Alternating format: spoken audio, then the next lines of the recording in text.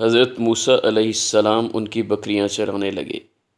پھر وعدے کے مطابق حضرت شعیب علیہ السلام نے اپنی بیٹی کا نکاح حضرت موسیٰ علیہ السلام کے ساتھ کر دیا۔ نکاح کے بعد حضرت موسیٰ علیہ السلام مدین میں کچھ عرصہ رہے، پھر اپنی بیوی صفورہ کو لے کر مصر کی طرف روانہ ہو گئے۔ یہ سردیوں کے دن تھے۔ جب رات ہوئی تو سردی بڑھ گئی۔ حضرت موسیٰ علیہ السلام نے اپنی بیوی صفورہ سے کہا، تم یہیں رکو، میں آگ تلاش کر کے لاتا ہوں۔ یہ کہہ کر آپ علیہ السلام آگ کی تلاش میں روانہ ہو گئے۔ کچھ دور طور کا پہاڑ تھا۔ یہ ایک مقدس وادی تھی۔ قرآن پاک میں ارشاد ہوتا ہے، جب انہوں نے آگ دیکھی تو اپنے گھر کے لوگوں سے کہا کہ تم یہاں ٹھہرو، میں نے آگ دیکھی ہے، میں وہاں جاتا ہوں، شاید اس میں سے تمہارے پاس انگارہ لاؤں یا آگ کے مقام کا راستہ معلوم کر سکوں۔ جب حضرت موسیٰ علیہ السلام اس آگ کے قریب پہنچے تو انہیں کچھ خوف سا محسوس ہوا۔ وہ واپس جانے کے لیے پلٹے تو آگ ان کے قریب آ گئی اور ایک آواز سنائی دی۔ قرآن مجید میں ارشاد ہوتا ہے، جب وہاں پہنچے تو آواز آئی کہ موسیٰ، میں تو تمہارا پروردگار ہوں، تو اپنی جوتیاں اتار دو، تم یہاں پاک میدان یعنی طویٰ میں ہو، اور میں نے تم کو چن لیا ہے، تو جو حکم دیا جائے اسے سن لو۔ حضرت موسیٰ علیہ السلام نے یہ سنا تو خوشی سے پھولے نہ سمائے۔ اللہ تعالیٰ نے پوچھا، اے موسیٰ، تیرے ہاتھ میں کیا ہے؟ حضرت موسیٰ علیہ السلام نے حیرت اور خوشی سے جواب دیا، یہ میری لاٹھی ہے، اس سے میں درختوں سے بکریوں کے لیے پتے جھاڑتا ہوں اور سہارا لیتا ہوں، اور بھی بہت سے کام کرتا ہوں۔ اللہ رب العزت نے حکم دیا، اسے زمین پر ڈال دو۔ حضرت موسیٰ علیہ السلام نے اسے زمین پر ڈالا تو وہ ایک بہت بڑا اژدہا بن گیا اور پھنکارتا ہوا دوڑنے لگا۔ قرآن پاک میں ارشاد ہوتا ہے، تو انہوں نے اس کو ڈال دیا، وہ سانپ بن کر دوڑنے لگا، اور اللہ نے فرمایا کہ اسے پکڑ لو اور ڈرنا مت، ہم اس کو ابھی پہلی حالت پر لوٹا دیں گے۔ یہ سن کر حضرت موسیٰ علیہ السلام نے بے دھڑک اسے پکڑنا چاہا تو وہ لاٹھی بن گئی۔ پھر ارشاد ہوا، اور اپنا ہاتھ بغل سے لگا لو، وہ کسی عیب و بیماری کے بغیر سفید دمکتا چمکتا نکلے گا۔ یہ دوسری نشانی ہے۔ اللہ نے حضرت موسیٰ علیہ السلام کا نبوت اور رسالت کی دو بڑی نشانیاں عطا فرما دیں، اور انہیں مصر جا کر فرعون مصر کو سیدھے راستے پر لانے کا حکم دیا۔ حضرت موسیٰ علیہ السلام کی خواہش پر اللہ رب العزت نے ان کے بھائی ہارون علیہ السلام کو بھی نبوت عطا کی۔ حضرت موسیٰ علیہ السلام اپنے قافلے کے ساتھ مصر کی طرف روانہ ہو گئے۔ جب وہ مصر میں پہنچے تو اس وقت رات تھی۔ حضرت موسیٰ علیہ السلام گھر میں داخل ہوئے تو ان کے بھائی حضرت ہارون علیہ السلام، جنہیں اللہ رب العزت نے وحی کے ذریعے سب کچھ بتا دیا تھا، خوشی خوشی ان سے ملے۔ صبح ہوئی تو دونوں بھائی فرعون کو راہ راست پر لانے کے لیے اس کے دربار میں جا پہنچے۔ اسے اللہ رب العزت کے دین کی طرف دعوت دی اور کہا، بنی اسرائیل پر ظلم کرنا چھوڑ دو، میں اللہ کا نبی ہوں۔ یہ سن کر فرعون غصے میں آ گیا۔ اس نے درباریوں کے سامنے حضرت موسیٰ علیہ السلام کا خوب مذاق اڑایا اور ان کی دعوت کو ٹھکرا دیا۔ حضرت موسیٰ علیہ السلام بڑی نرمی اور محبت کے ساتھ اسے سمجھاتے رہے۔ فرعون پر اس کا کوئی اثر نہ ہوا۔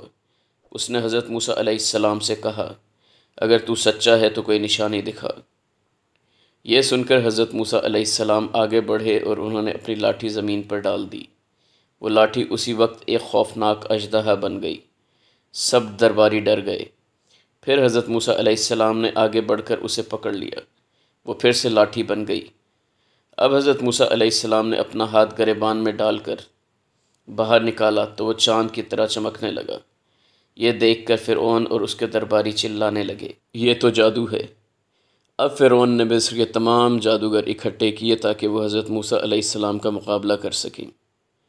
قرآن پاک میں اس واقعے کے متعلق ارشاد ہوتا ہے، تمام ماہر جادوگروں کو آپ کے پاس لے آئیں، اور جادوگر فرعون کے پاس آ پہنچے اور کہنے لگے کہ اگر ہم جیت گئے تو ہمیں صلہ عطا کیا جائے۔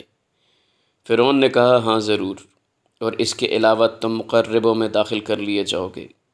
جب فریقین روز مقررہ پر جمع ہوئے تو جادوگروں نے کہا یا تم ڈالو یا ہم ڈالتے ہیں۔ موسیٰ نے کہا تم ہی ڈالو۔ جب انہوں نے لاٹھیاں اور رسیاں ڈالیں تو لوگوں کی آنکھوں پر جادو کر دیا، یعنی نظر بندی کر دی، اور لاٹھیوں رسیوں کے سانپ بنا بنا کر ڈرا دیا اور بہت بڑا جادو دکھایا۔ اور اسی وقت ہم نے موسیٰ کی طرف وحی بھیجی کہ تم بھی اپنی لاٹھی ڈال دو، اور وہ فوراً سانپ بن کر جادوگروں کے بنائے ہوئے سانپوں کو ایک ایک کر کے نگل جائے گی۔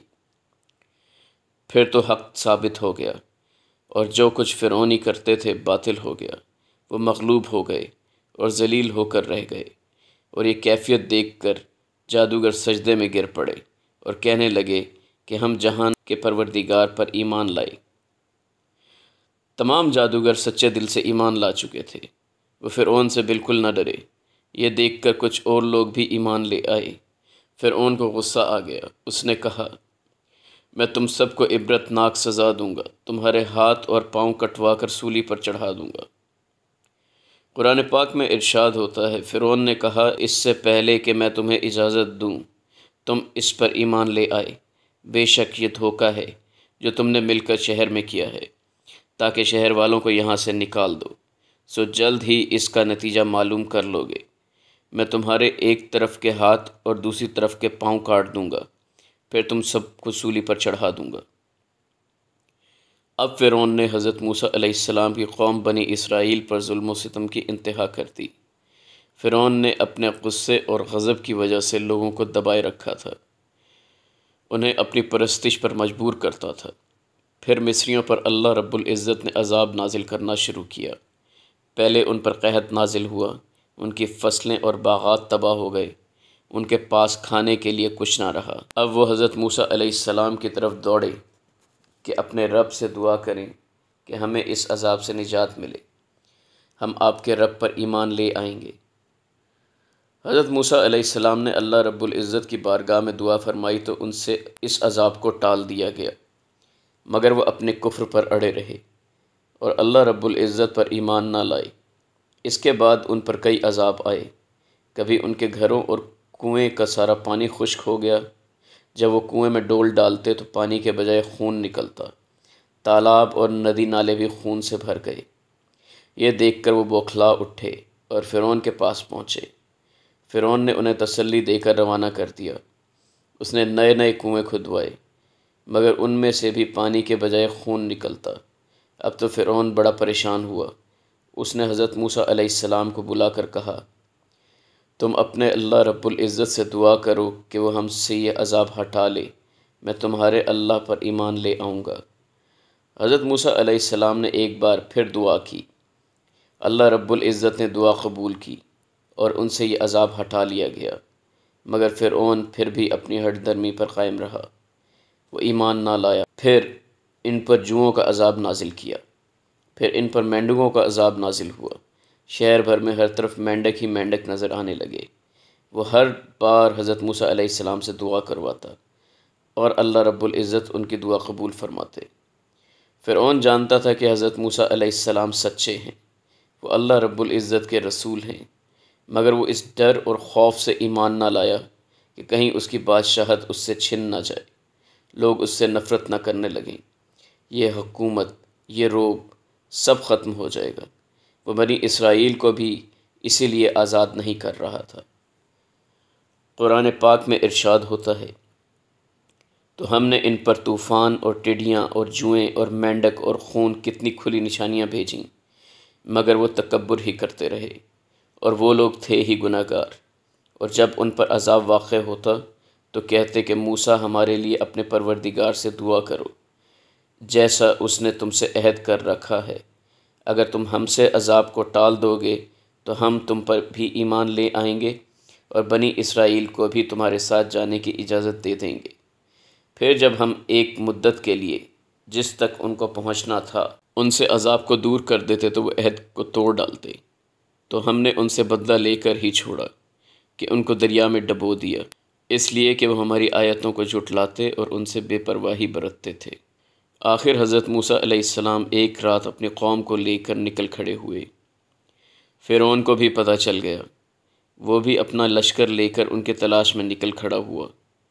بنی اسرائیل دریائے نیل کے کنارے پہنچ چکے تھے۔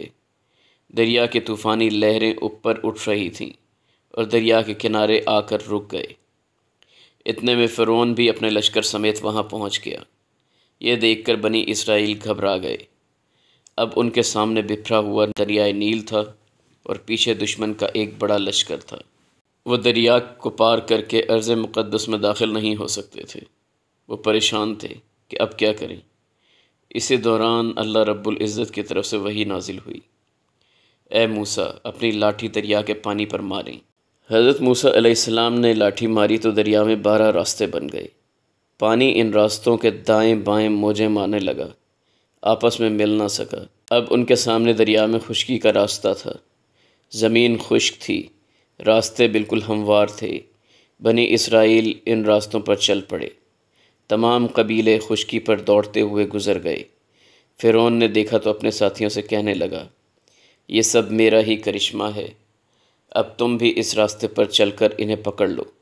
جب فرعون کا لشکر دریا کے درمیان میں پہنچا تو پانی آپس میں مل گیا اور تیزی سے بہنے لگا اور سب دریا میں غرق ہو گئے۔